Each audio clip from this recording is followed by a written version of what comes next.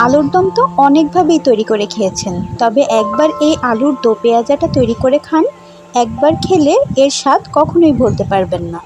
আসসালামু আলাইকুম।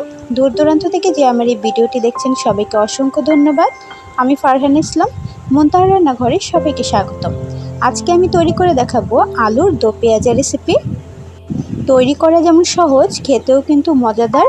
ভাত, রুটি, পরোটা সব কিছুর সাথেই কিন্তু খেতে অসাধারণ লাগে। তাই ভিডিওটা স্কিপ না করে শেষ পর্যন্ত দেখতে থাকুন, আর আমার চ্যানেল নতুন হলে আমার চ্যানেলকে সাবস্ক্রাইব করে পাশেই থাকবেন। আলুর দো পেঁয়াজা তৈরি করার ক্ষেত্রে এখানে আমি কিছু গুঁড়া মশলা নিয়ে নিয়েছি। এখানে নিয়েছি হলুদ, মরিচের গুঁড়া, চিনি, ভাজা জিরার গুঁড়া আর ধনিয়ার গুঁড়া। তো আপনারা চাইলে কিন্তু গুঁড়া মশলার পরিবর্তে বাটা মশলা ব্যবহার করতে পারেন। এবার অল্প একটু পানি দিয়ে আমি একটা মশলার পেস্ট তৈরি করে নেব। এইভাবে যদি আপনারা পেস্ট তৈরি করে তারপরে আলুর দো পেঁয়াজাতে দেন তাহলে কিন্তু খেতে অনেক ভালো লাগে। শুধু আলুর দো পেঁয়াজা না, যেই কোনো রান্নার ক্ষেত্রে আপনারা এইভাবে মশলার পেস্ট তৈরি করে যদি রান্নার ভিতর ব্যবহার করেন তাহলে দেখবেন স্বাদ অনেক গুণ বেড়ে যায়। তো এটা আমি একপাশে রেখে দিচ্ছি। অন্যদিকে একটি প্যানের মধ্যে আমি কিছুটা পরিমাণ তেল গরম হতে দিয়ে দিয়েছি। এর মধ্যে আমি দেখুন এইরকম সাইজের আলুগুলোকে খোসা ছাড়িয়ে তারপরে দু টুকরো করে কেটে নিয়েছি। এগুলোকে আমি একটু ভেজে নেব।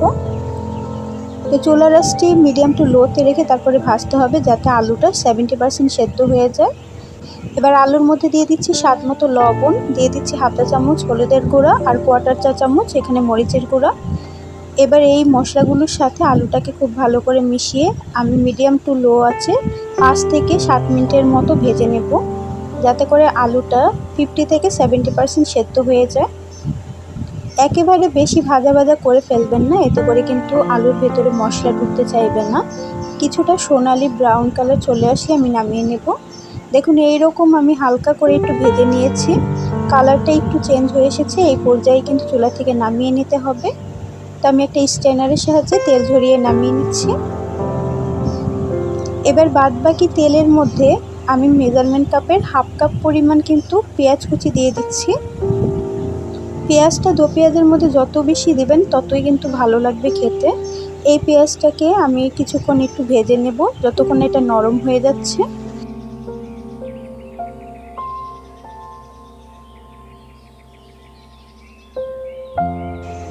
পেঁয়াজটা কিছুক্ষণ ভাজার পরে দেখুন এরকম নরম হয়ে এসেছে। এটাকে বেশি ভেজে আমি ব্রাউন কালার করে ফেলবো না, একটু হালকা শুধু নরম করে নেব। এবার এই পর্যায়ে চায়ের চামচের হাফ চামচ পরিমাণ দিয়ে দিচ্ছি রসুন এবং হাফ চামচ পরিমাণ দিয়ে দিচ্ছি আদা বাটা, আর এখানে একটি কাঁচামরিচ কুচি দিয়ে দিয়েছি। এই সবগুলো উপকরণকে 2-3 মিনিটের মতো খুব ভালো করে একটু কষিয়ে নিতে হবে, যাতে করে আদা রসুনের যে কাঁচা ফ্লেভারটা আছে ওটা চলে যায়। তো 2-3 মিনিটের মতো দেখুন আমি আদা রসুনটাকে খুব ভালো করে কষিয়ে নিয়েছি। এবার এইখানে আমি একটি টমেটো কুচি দিয়ে দিচ্ছি। এই টমেটোটাও যতক্ষণ একটু নরম হয়ে আসছে ততক্ষণ আমি ভেজে নেব। টমেটোটা দেওয়ার পরে আরও কিছুক্ষণ আমি ভেজে নিয়েছি। দেখুন টমেটোটা একটু নরম হয়ে এসেছে। এবার এই পর্যায়ে আমি যেই গুঁড়া মশলাটার পেস্ট তৈরি করে রেখেছিলাম ওই মশলাটা আমি দিয়ে দিব।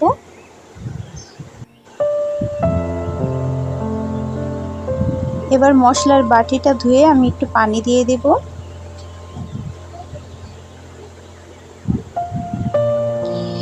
মিডিয়াম টু লো আছে এই মশলাটাকে খুব ভালো করে একটু কষিয়ে নেব।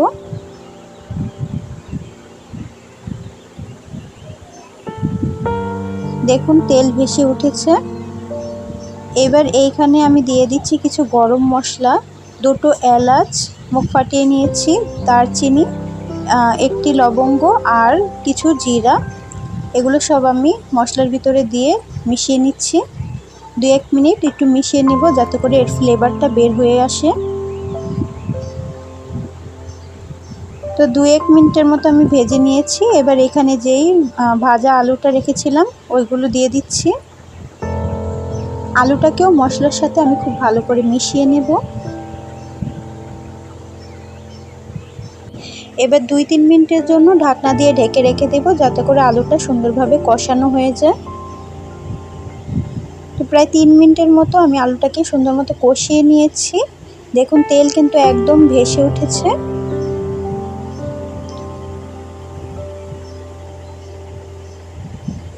এবার এই পর্যায়ে আমি এখানে পানি অ্যাড করে দেব, যাতে আলুটা সুন্দরভাবে সেদ্ধ হয়ে আসে। পানিটা এমনভাবে অ্যাড করবেন যাতে করে আলুর সমান সমান থাকে। এবার আমি ঢাকনা দিয়ে মিডিয়াম টু লো আঁচে ভালো করে সেদ্ধ করে নেব। তো 5 মিনিট পরে ফিরে এলাম। দেখুন আমার আলুগুলো কিন্তু অনেকটাই সেদ্ধ হয়ে গেছে, কিন্তু এখনও গ্রেভি আছে। আমি এই গ্রেভিটাকে একটু জাল করে কমিয়ে নেব। মাখা মাখা হলে কিন্তু এই আলুর দো পেঁয়াজাটা অনেক ভালো লাগে। এই পর্যায়ে কিন্তু আমি এখানে ফ্লেভারের জন্য অ্যাড করে দিচ্ছি 3টি কাঁচামরিচ, আর দিয়ে দিব এখানে 2টা পেঁয়াজ আমি খোসা ছাড়িয়ে রেখেছিলাম।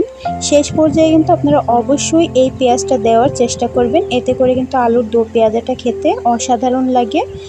হোটেলের মতো যদি দো পেঁয়াজা তৈরি করতে চান তাহলে এইভাবে শেষে পেঁয়াজটা অবশ্যই অ্যাড করবেন।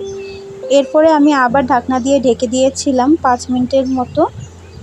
তো ঢাকনাটা তুলে দেখুন কি সুন্দর আমার গ্রেভিটা কিন্তু ঘন হয়ে এসেছে। একেবারে শুকিয়ে ফেলবো না, কারণ ঠান্ডা হওয়ার পরে কিন্তু গ্রেভিটা আরও ঘন হয়ে আসবে, আলুটা কিন্তু গ্রেভিটা আরও অ্যাবজর্ব করে নেবে। তো এই পর্যায়ে আমার লবণটা একটু কম হয়েছিল বলে আমি লবণ অ্যাড করে দিচ্ছি। আপনারা এই পর্যায়ে কিন্তু লবণটা চেক করে লবণ কম হলে অ্যাড করে দিতে পারেন। আমার দো পেঁয়াজাটা কিন্তু তৈরি হয়ে গেছে। এবার আমি চুলাটা বন্ধ করে দেব। এরপরে দো পেঁয়াজাটা ঠান্ডা করে আপনাদের পরিবেশন করে দেখিয়ে দিচ্ছি যে কতটা সুন্দর হয়েছে। তো ঠান্ডা করে আমি পরিবেশন করছি, দেখুন কতটা সুন্দর মাখা মাখা হয়ে গেছে আলুর সাথে।